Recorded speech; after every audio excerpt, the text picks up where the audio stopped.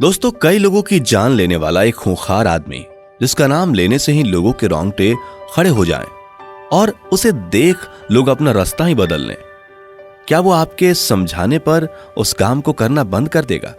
शायद ही ऐसा आज तक हुआ हो, लेकिन कभी कभी इंसान की कही गई बात किसी पर इस कदर असर कर जाती है कि खूंखार हत्यारा भी सुधर जाता है। भले ही आप शब्दों की ताकत नहीं जानते हो, लेकिन मुंह से निकली वो एक लाइन इतनी पावरफुल होती है कि वो दूसरों की जिंदगी हमेशा के लिए बदल कर रख देती है। ये जिंदगी बना या फिर बिगाड़ सकती है। आज हम जिस स्टोरी के बारे में बताने वाले हैं, यह स्टोरी कुछ ऐसी ही अनोखी है। यह है उंगली मान नाम के एक डाकू और गौतम बुद्ध की एक अनोखी कहानी, जो देश विदेश में इतनी मशहूर है कि इसे कई भाषाओं जैसे पाली, संस्कृत, तिब्बती और चाइनीज में ट्रांसलेट किया जा चुका है। तो आइए जानते हैं इस अनोखी कहानी को। दोस्तों, कहानी की शुरुआत होती है मगध से, जहां आज के नक्शे में देखने पर बिहार नजर आता है। बहुत पहले वहां मगध हुआ करता था। इस मगध की राजधानी श्रावस्ती में अंधेरी रात में एक बच्चे का जन्म होता है। इसके पैदा होते ही आसमान में बहुत तेज बिजली और आंधियां चलने लगती हैं, जिसे देख मगध राज्य के सभी लोगों में खौफ की लहर पैदा हो जाती है। ऐसा खौफनाक नजारा उन्होंने अपनी जिंदगी में पहली बार देखा था, जिसे देख बच्चे के पिता भी डर जाते हैं और घबराया हुआ पिता बच्चे को गोद में उठाकर ज्योतिष के पास ले जाता है। ज्योतिष बच्चे को देखकर भविष्यवाणी करता है कि यह बड़ा होकर एक डाकू बनेगा और मगध के लोगों के लिए बहुत बड़ा काल बनेगा। इस भविष्यवाणी को सुनकर इसके पिता के मानो होश ही उड़ जाते हैं, जिसके बाद वो भागते भागते अपने बच्चे को लेकर राजा के महल में जाता है और राजा को सारी बात बताता है। यह सुनकर राजा भी खुद काफी घबरा जाता है, लेकिन राजा बस इतना कहता है कि तुम इसे अच्छी शिक्षा और परवरिश दो, बाकी भगवान की मर्जी है, वो आगे देख लेगा। और इसका नाम अहिंसक रख दिया जाता है। आगे चलकर छोटी सी उम्र में ही ये समझदार और ज्ञानी बन जाता है। इसे देख लोगों को लगता है कि ज्योतिष की कही बात झूठ है, लेकिन उन्हें क्या पता था कि यह बच्चा आगे चलकर अपने ही लोगों को मार डालेगा। 13 साल का हो जाने के बाद अहिंसक अपने गुरुकुल के सभी साथियों में सबसे अच्छा बन जाता है। साथ ही सभी गुरुओं के सामने अहिंसक एक होनहार छात्र बन जाता है। लेकिन गुरुकुल में पढ़ने वाले साथी अहिंसक की तारीफ होता देखकर उससे नफरत करने लग जाते हैं और उन्हीं में से एक साथी गुरु को भड़काने के लिए एक प्लान बनाता है ताकि गुरु गुस्से में आकर अहिंसक को गुरुकुल से निकाल दें। ये एक मौके का इंतजार करते हैं और गुरु को आता देखकर एक बोल पड़ता है कि मुझे अहिंसक बहुत ही ज्ञानी लगता है, इसलिए गुरु उसको बहुत अच्छा मानते हैं। जिस पर दूसरा साथी भी कहता है, हाँ, मुझे भी तो लगता है कि वो हमारे गुरु से ज्यादा ज्ञानी है, और तुम्हें पता है कि हमारी गुरु की पत्नी को भी ऐसा ही लगता है। ये सुनते ही गुरु मनी में सोचते हैं कि क्या सच में अहिंसक मेरे से ज्यादा ज्ञानी है। ये सोचते हुए गुरु ठान लेता है कि किसी भी तरह अहिंसक को गुरुकुल से निकालेगा। गुरु को बस एक मौके की तलाश थी और यह सुनहरा मौका तब उसके हाथ आता है जब वो जमीन पर बैठकर गुरु की पत्नी के साथ पढ़ रहा होता है। इस वजह से अहिंसक को गुरु के आने का पता ही नहीं चलता।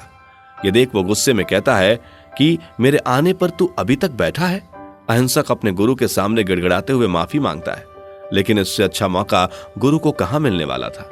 वो अहिंसक को अपनी पढ़ाई पूरी करने के लिए 1000 इंसानी उंगलियों को लाने के खतरनाक मिशन पर भेज देते हैं और तब तक उसे गुरुकुल में आने से रोक दिया जाता है। अब यहीं से अहिंसक के अंगुली माल बनने की कहानी शुरू हो जाती है और ज्योतिष की गई भविष्यवाणी सच हो जाती है। गुरुकुल से निकलने के बाद अहिंसक गुरु के दिए मिशन को पूरा करने के लिए जंगल में छिप जाता है और जंगल में इसके उंगली माल बनने की कहानी शुरू होती है।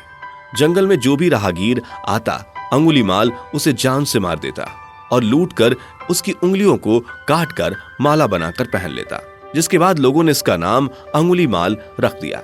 आपको सुनकर भले ही यकीन ना हो, लेकिन अंगुली माल ने अपने गुरु के कहने पर 999 लोगों की जान ले ली थी और 1000 आदमी को पूरा करने के लिए उसे एक और बलि देनी थी, जिस वजह से अंगुली माल की मां ने मौत के डर से उससे मिलना भी बंद कर दिया था।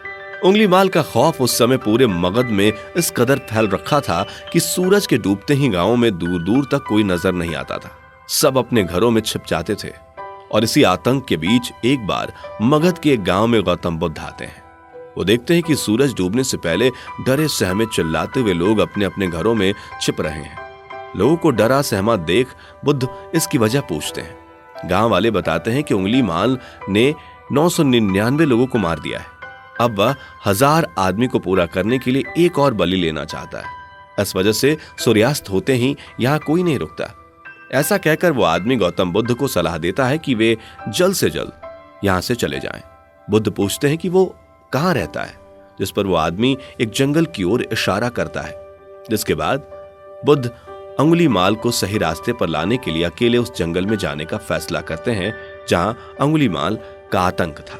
घंटों चलने के बाद बुद्ध घने जंगल के बीच से गुजर रहे होते हैं। तभी पीछे से कोई भागता हुआ आता है और रुक जा सन्यासी की आवाज लगाते हुए भगवान बुद्ध का पीछा कर रहा होता है। भगवान बुद्ध के रुकने पर अंगुलीमाल बोल पड़ता है, तुम भाग क्यों रहे थे?